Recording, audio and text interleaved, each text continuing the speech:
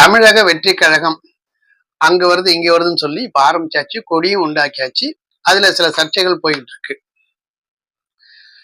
இந்த கட்சியில பலமான தொண்டர்கள் இருப்பாங்க, அதிகமான ரசிகர்கள்லாம் சேர்ந்து மிகப்பெரிய பட்டாளமாக உருவாகும் அப்படின்னு பலர் பேர் எதிர்பார்க்கிறாங்க. இந்த காலகட்டத்துல சில சிறிய சிறு கட்சிகள்லாம் அவர் கூட கூட்டணி வச்சா ஜெயிக்க முடியுமா, அவருடைய வெற்றியை நம்ம கொஞ்சம் ஹார்வெஸ்ட் பண்ண முடியுமா, அது கூட சேர்ந்து பழைக்க முடியுமா அப்படின்னு நினைச்சு பார்க்கறது கணக்குகள் பல விதமா போயிட்டு இருக்கும். தமிழ் மாநிலம் அப்படின்னு சொன்னாக்கா, தமிழ்நாடு மாநிலம் என்று சொன்னாக்கா, அதுல நீண்ட வரலாறு உடைய கட்சின்னு சொன்னாக்கா திராவிட முன்னேற்ற கழகம்.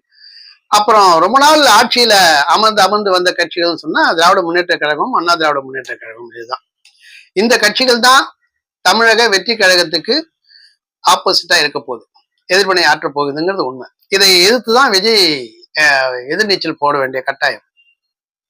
இதுல திராவிட கழகத்திலிருந்து பிரிந்த திராவிட முன்னேற்ற கழகத்துக்கு நீண்ட வரலாறு உண்டு, அண்ணா திராவிட முன்னேற்ற கழகத்தை விட நீண்ட வரலாறு உண்டு.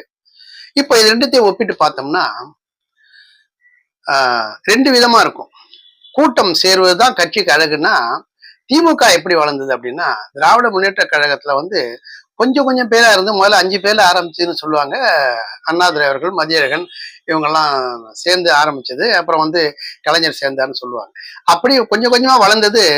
கொள்கை வரையறுக்கப்பட்டு இந்த கொள்கை இப்படி இருக்கும், இந்த கொள்கையை செயல்படுத்தினால் இத்தகைய மறுமலர்ச்சி சமூகத்தில் ஏற்படும், சமூகத்தின் ஏற்றத்தாழ்வுகள் அதிகமாக இருக்குது, அதை போக்குவதற்கு இதுதான் சிறந்த வழி அப்படின்னு சொல்லி சொல்லி சொல்லி கொள்கையை பரப்பி கூட்டங்கள் போட்டு அந்த கூட்டங்களில் அதிகமான பேச்சாளர்கள் பேசி மக்களை கவரும் விதமாக பயிற்சி எடுத்து அவர்கள் பேசுகின்ற உரை வீச்சு மக்களின் மனதிலே பட்டு பதிந்து அது பக்கம் கொஞ்சம் கொஞ்சமா கூட்டம் சேர்ந்து அப்புறம் அப்போ ஆளுங்கட்சியா இருந்த காங்கிரஸை எதிர்த்து எதிர்கட்சியா உட்கார்ந்து அதுக்கப்புறம் இன்னும் கூட்டம் சேர்ந்து அந்த ஈர்ப்புல கொள்கை பிடிப்புல தொண்டர்கள் சேர்ந்து மிகப்பெரிய பலமான கட்சியா மாறினது திமுக.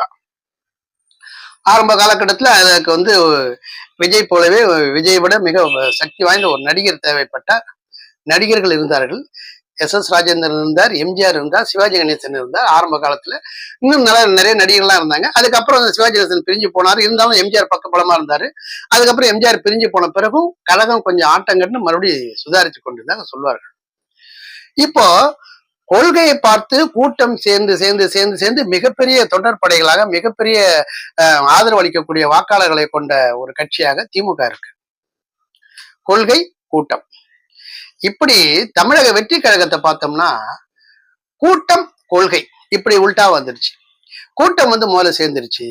கூட்டம் சேர சேர ரசிகர்கள் அதிகமா இருக்க எதிர்பார்ப்பு வர வர இப்போ இவ்வளவு பெரிய கூட்டத்தையும் வழிநடத்தி செல்ல வேண்டும், இவ்வளவு பெரிய கூட்டத்துக்கும் ஒரு நல்ல விடியலை காட்ட வேண்டும், ஒரு முன்னேற்றத்தை காட்ட வேண்டும், மறுமலர்ச்சியை காட்ட வேண்டும். இதுவரை இல்லாத அளவுக்கு தமிழ்நாட்டிலே வேற ஒரு மிகப்பெரிய மாற்றம் அப்படி தலைகீழா புரட்டி போடுற அளவுக்கு ஒரு நல்ல விஷயங்கள் நடத்தி காட்டப்பட வேண்டும் அப்படிங்கிறதுக்காக கொள்கைகள் இனிமேல் தான் வகுத்து கொண்டே வரப்படும்.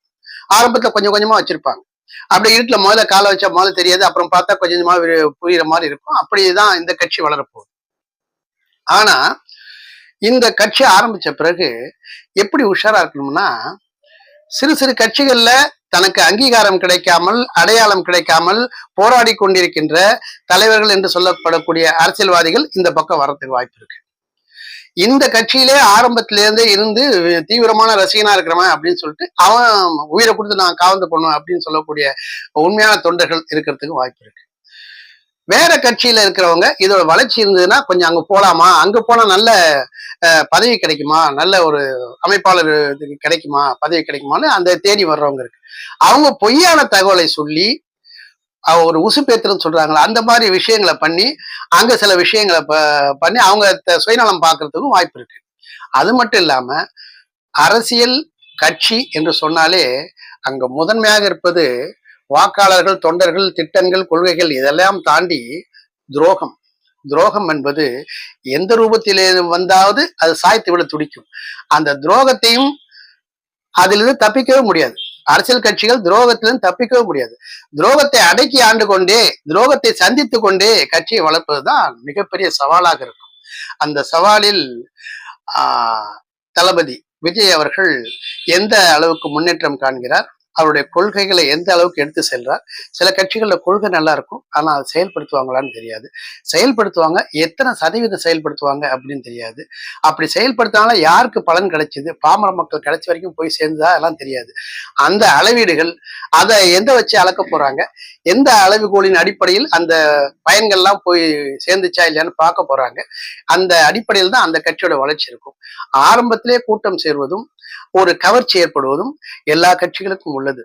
உதாரணம் வந்து சிரஞ்சீவி ஆரம்பிச்ச பிரஜாராஜ்யம் தெலுங்கு ஆரம்பிக்கும் போது அவ்வளவு பெரிய கூட்டம். என்டிஆர் கட்சியோட பிரம்மாண்டமா இருக்குதுன்னு சொல்லிட்டு திருப்பதியில மிகப்பெரிய கூட்டத்தை நடத்தி மிரட்டிட்டாரு. மொத்த இந்தியாவும் அந்த கூட்டத்தை பார்த்து மிரண்டுச்சு. அதுக்கப்புறம் அவர் கொஞ்சம் கொஞ்சமா அமைக்க போட்டு காங்கிரஸ்ல ஏதோ எம்பி கொடுத்து ஒரு மினிஸ்டர் கொடுக்குற மாதிரி கொடுத்து அப்புறம் காலி பண்ணாங்க. ஆகவே ஆரம்பத்துல பிரமாதமாக வந்து ஒரு பெரிய பிரளயம் ஏற்படுத்துற போது வந்து அந்த நிகழ்ச்சி மக்கள் மனதுல பதியறது மட்டும் முக்கியம் இல்லை, நீண்ட காலம் ஓட்டம் உடையதாக இருக்க வேண்டும்.